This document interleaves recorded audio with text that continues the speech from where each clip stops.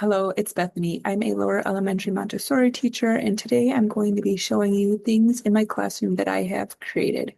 The first thing I'm going to show you is my free hub of resources that you can sign up for at the link below. We almost have 500 Montessori teachers in this free resource hub, and honestly, I use more in here daily in my classroom than I have for my paid for one, which is a hub of resources that I'll show you here at the end. But it just says welcome, a little bit about me, and then my two paid for products, which is the lower elementary scope and sequence and maps that I absolutely love and created. And this took many years of teaching to come up with like what I think is a great scope and sequence. And lots of other people agree. And also the Montessori activities, which I'll show you later in this video, which I do use for things from there as well in my video. So this is my free resource hub. So here is the resource list. So equation cards. I have my students do math equations every day as part of their morning work or their daily work, I should say. I will show you my work plan is going to be in this video and you can get it in the free hub and it's my favorite work plan I've ever created. And I've created a lot of work plans. There's a whole backstory to that. But the first thing are equation cards. There's it's a 51-page document and again it's all for free. It's 435 equation cards of addition, subtraction, multiplication, and division. And you just click to download, but there are so many. There's three on each card, and then I put them on a separate piece of paper for the students that I print out for them each week. So Monday, Tuesday, Wednesday, Thursday, Friday, they have it so there's parents can see what they're working on because in my classroom, I do like a notebook system where they put all of their work into a notebook and the parents don't get to see it except at conference time. So it's nice to show them the work that they have done so far. So the next one, here's the daily math paper. I can go ahead and click and show you what that looks like. They just write the equation. Sometimes they want to make their own. And then the constellation page. I obviously don't use this every single day, but this was a fun thing we did for Constellation Day, which I have a video on my channel about. Okay, and now my language resources. Let's see which ones of these I use every day. Editing sentence every single day. The students do an editing sentence, and I made every single one of these. So it's week 1 through 36 for grades 1, 2, and 3, and the students do them every day. As you can see here for week 1, grade 1, simple capital, period at the end, short vowel words, um, and blends, and then it gets more and more. So there's also some editable ones if you want to edit them. I use them every day. This I do not use every day anymore. I use this every day in early childhood when I taught early childhood slash kindergarten for 1 year. I would have the students pick out 12 pink words or like pink series words, blue series words, or green series words, and they would write them on here. The grammar cards, I use this in my lower elementary classroom. I wouldn't say I use these every day, but when I introduce a new grammar symbol, I do use these as well. They're the colors with the different, so like nouns, verbs, pronouns, the different cards. And then I use this at the beginning of the year with like the third years to review all the different grammar symbols, all 9 parts of speech. They're just like 3-part cards for them. Journal cards, we use these every day. I should make a new set of journal cards actually, because um, although from when I made these, I've had a 3-year cycle and the kids went through them. And it's also nice because then even if they pick the same one they've done a previous year, they can expand on their answer or they could see their changes of answers through the different years. I do that. Oh, bookmarks. I always have the kids color a bookmark at the beginning of every year as like, come on in, look around the classroom, color the bookmark, and then we'll wait for Ree to get there. Writing. So I use this a little bit with my class this year. I would like to use it more. It was just this particular set of kids had a certain way they like to write things, and I didn't want to like hinder their writing, but I would love to see like research. topic clear, organize my writings, wrote a draft. This is also pretty good for like upper elementary, I would say as well.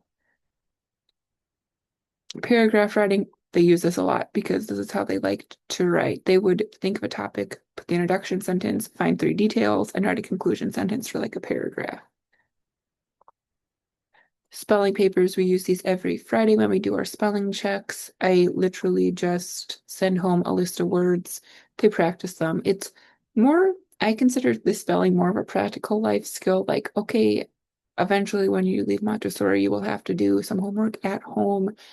And so this is the practical life skill of saying, okay, here are your words. These are your responsibilities. They're not your parents' spelling words. They are your spelling words.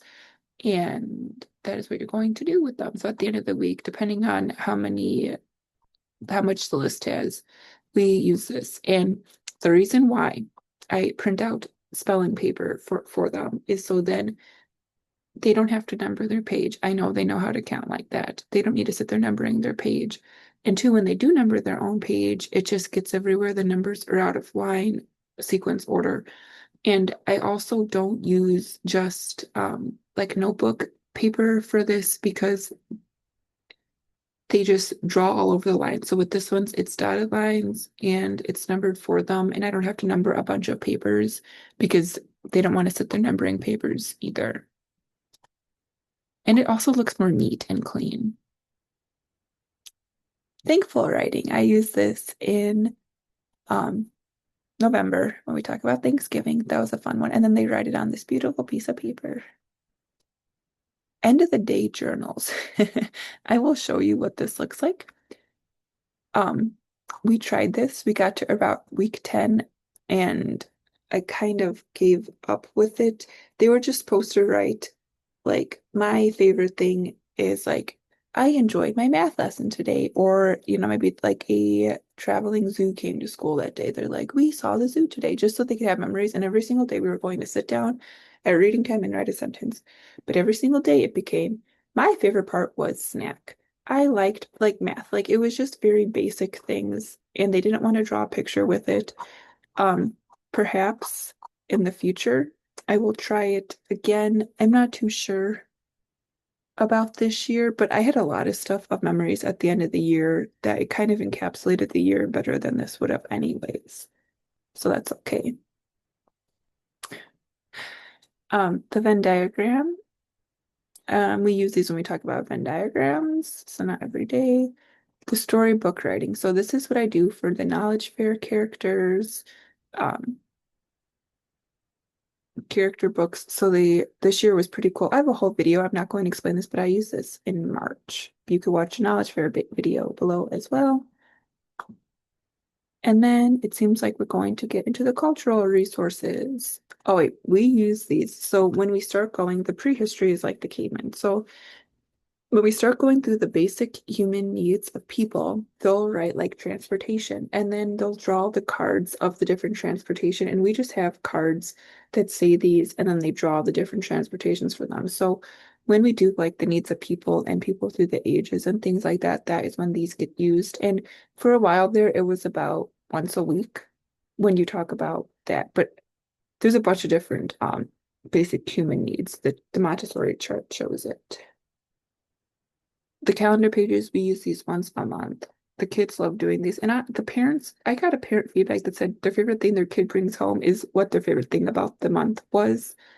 And so, but we do this at like the top of the month. So on the first day. So the favorite thing is something they're really looking forward to. Research paper, again, it's kind of the same thing. Topic, fact, fact, fact, fact. And then sometimes they have them pick three of their favorite facts and put them into like topic sentence and conclusion sentence with the other paper. So they use these when they do research.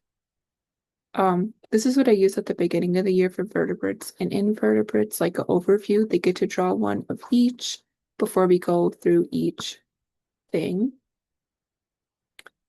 And then the timeline of life papers.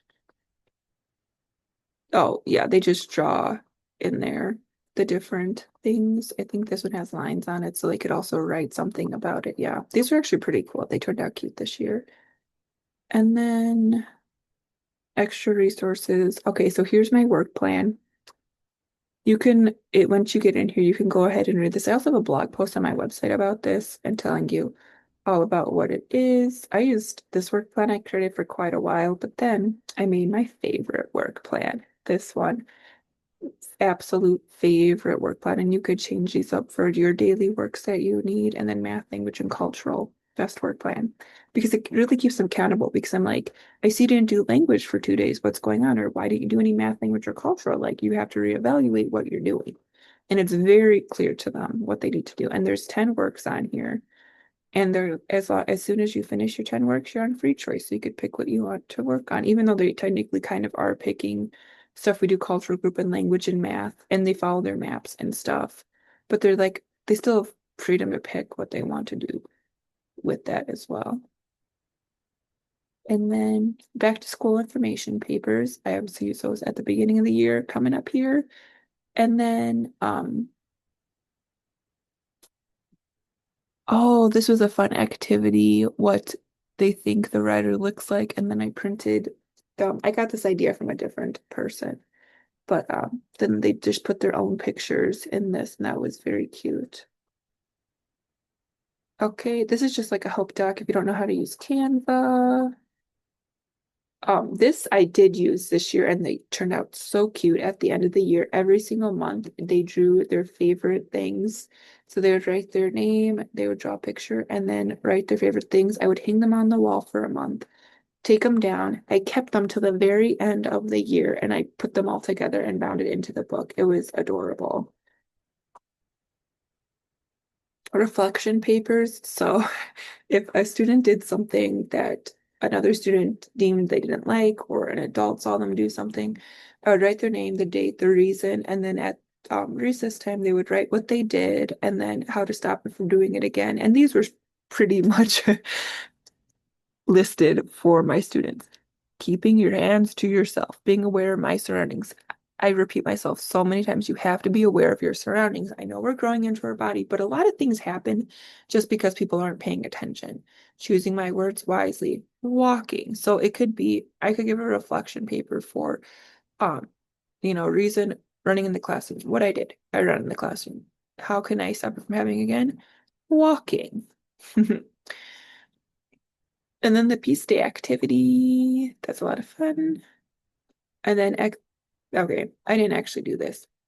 We're not looking at that one, but that is my free resources hub right here. So now we're going to take a look at my paid for resource hub. If you would like to join it, I'm going to click this one. Okay, so the first thing I have here is my symbolizing cards. I love my symbolizing cards. There are 100 of them. They're color coded. This is the way I teach them, and they are the best. I kind of want to create more symbolizing cards. I think that would be a lot of fun. Um, the mixed math equation cards. So you get all those other ones, but then I noticed that my students, especially third graders, I wanted to have like a review of these, but also keep them working on their math. So these are review of addition, subtraction, and multiplication, not division. Because some of the second years also, well, the majority of the second years also got to this too. And then, ooh, the layers of the rainforest. You should, when you do South America, teach the layers of the rainforest and put the different animals by the different layers. But this is just a cute layout. I mean, a cute, yeah, layout I created of the different layers of the rainforest. Oh, apple slice recipe, but it's also in Spanish. There's a video, but this is a fun thing to make with your students, especially if you are practicing Spanish with them. All about geometry. So this is like a broken down of the geometry, scope and sequence, and some extra ideas of what to do. Ooh, brainstorm writing. This is actually a fun one. It has a bunch of different papers in which they talk about the setting, climax, plot, characters, just the whole thing. And it was really interesting process getting the students to write like this. So that is another great one. Here they are. There's a lot of papers. There's more if you click the button. Snake game edition cards. Beautiful. Your toy snake game edition cards. And then the music work. we kind of do a music unit and everything. And so there's just the different, like the different names for the different music terms. I like, is it down here? I like this one where they can then write their own ones, or there's other ones where they could guess the, actually, I think there's another music work one that's going to come up here soon. They tell you, not guess, they tell you exactly what it is. Practical life checklist. These are different practical lives that they can do. Um, I should update them because I did a practical life shelf this year and I should put all my ideas for those in there. This is just checklist number one, parenthesis math. Now I know we teach this, but there's never been, I've seen like cards for this. So this is a very nice set of cards for parenthesis math. How I teach Spanish in my classroom, a preview Spanish lesson. If you teach Spanish in your classroom, circle the sight words. This is for like those younger students that haven't yet mastered their sight words. Practical life checklist 2. School supplies in Spanish. This is the first lesson I do in Spanish with my students because they're surrounded by it. And a Spanish, there's some more information there. The ladder, this is a fun one. I don't know if you've heard of the ladder before, but it's like a printout you can laminate and the students can use their expo markers on it and or dry erase markers. And so they put like bat, mat, man. You have to change one letter of each one. Men. Just up and down with that. That's a fun one. Genre work is very nice work for the third years where they are learning about different genres. Here's the music note pages. I like this because I like music notes and everything. So that was a lot of fun. Oops, I gotta change that. But now adding through numbers also, I didn't see a lot of adding through number cards. And of course, this is good for first years before they learn how to carry. In addition, punctuation works. We use these all the time. The kids love to review period, question, exclamation point, capital I, different things.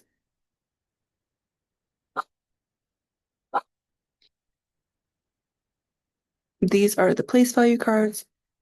So they circle different place values in there. And then the noun family. I love this activity where you make the little noun family. I love the grammar symbols. And then this is my year-long project about rocks that I did one time. So you could access and go in there to read all 9 activities. So that should be it. There's a lot of activities in here. So that is my paid for hub. Thank you for watching. Please let me know if you have any questions.